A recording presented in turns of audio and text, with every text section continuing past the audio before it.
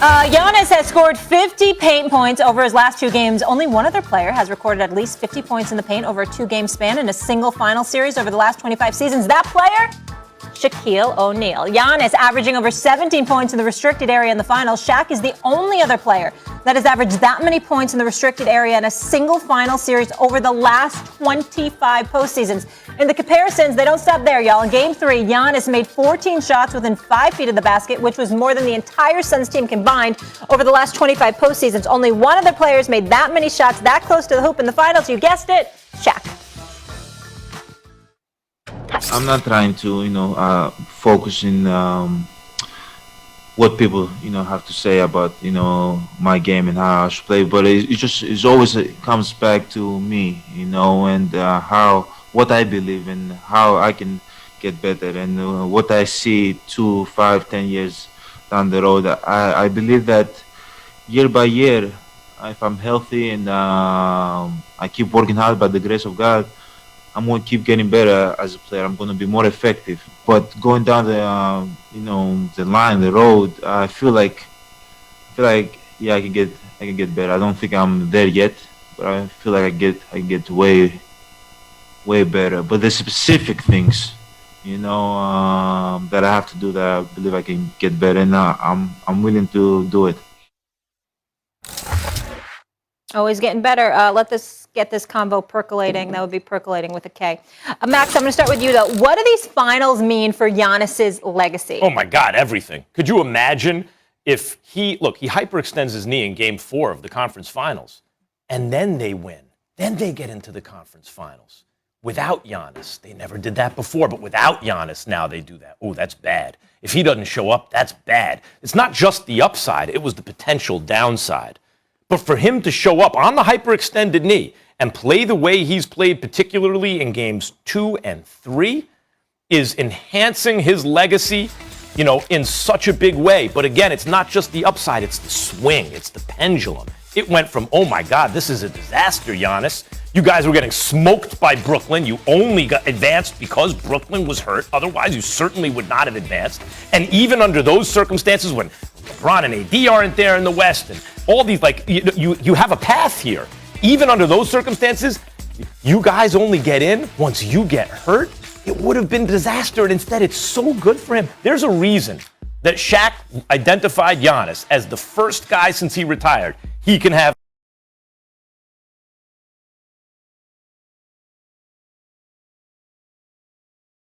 the Superman nickname. Because he is, look, the modern game has changed. He's not as big and strong as Shaq and everything, but he's our version of that. Physically dominant. And when he imposes himself and gets some help, right? At home, he got some help. On the road, he didn't get as much help. When he gets some help, you can see in the finals, he's playing at finals MVP level, just as Shaq always did.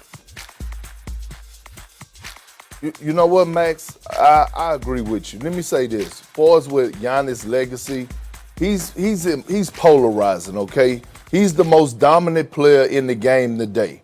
And if Giannis takes it to another level and win this championship and wins finals MVP, then I think we ought to give him the credit as being the best player in the game of basketball, right? Dethrone LeBron James, Kevin Durant, whoever else. What he's doing right now, putting on display in these finals in Game 2 and Game 3 is phenomenal. Now, I will say this, okay? You have to credit Giannis' teammates for also putting him in position, especially in Game 3, to be successful. I thought Drew Holiday, I thought Chris Middleton did a great job of feeding the bear. They fed him. You look at games 1 and 2, Giannis had a total of 9 post-ups. You look at game 3, Giannis had a total of 10 by itself. He was demanding the ball in the paint. All his points came either from the free throw line or 5 feet of 5 feet of the end in front of the basket. He did not take that many threes. He was playing the center position like Max always talk about.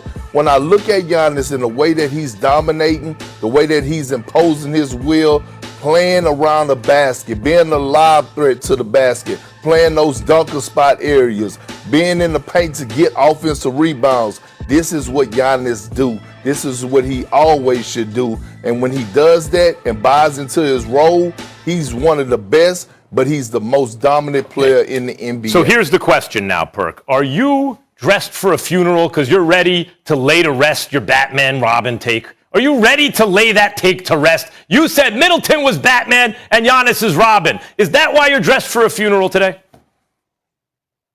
No, actually, I look pretty damn good, to be honest. Some people say I look like a 6'10", 300 version pound of March Chestnut. But look, to answer your question, I'm not laying anything to rest. And here's why, right? Look, just because you're the most dominant player, Max, and you know this, doesn't mean that you're the best player. Am I saying Chris Middleton is a better player than Giannis? No, I'm not saying that. When it comes down to possession by possession, when it matters the most, like when we witnessed in Game 6, Game 7 in the Brooklyn series, who had the ball in his hands? Who was making those timely shots? It was Chris Middleton. When you look at the Atlanta series, when they closed them out, what did Chris Middleton do? He took over. We have yet to see a possession-by-possession game in this series because each home team has blown the opponent out, right? So we haven't been able to see a fourth quarter where the lead changes and we see what? Perk, I thought Tom Brady was going to fall off a cliff. And then he won yet another Super Bowl and had a great season. I had to retire. It was wrong. It was wrong. It's okay. You could be wrong. You brought up the Batman and Robin metaphor, the analogy, okay, metaphor.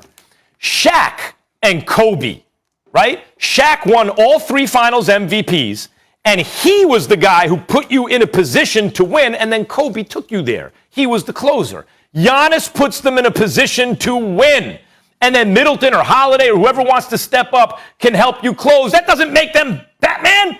Giannis is still Batman, and in terms of the way they play, that's Alfred or Commissioner Gordon's problem. That's the coach. That's Budenholzer. That's not Giannis. Giannis is Batman. Can I hear you say Giannis is Batman, please, on this team? How could Giannis not be Batman on this team? No, listen. Giannis is the best player, okay?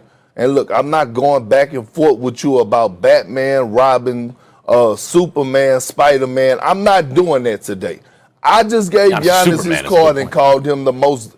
I just gave him his card and said he's the most dominant player in the NBA. But when it comes down to when it matters the most, closing time, which we haven't seen yet, right? We haven't saw it in this series. We haven't seen when it comes down to possession by possession. They trade. Centers don't close. Bigs don't close.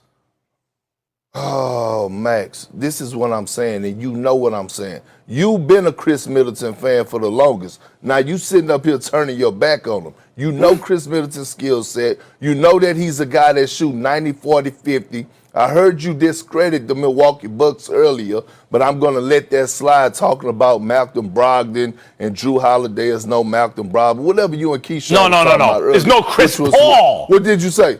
I said the reason they have Drew Holiday and not Chris Paul is they didn't have the assets to go get Chris Paul because they played Milwaukee cheap and let Brogdon walk out the door. I'm not downing Drew Holiday. I'm just saying Chris Paul's a better player. They still in the finals, and I'm not arguing that Chris Paul is the better. But they still. So what, Max? Injuries happen. Injuries happen throughout the playoffs. We could go down the history of the NBA Finals or NBA champions.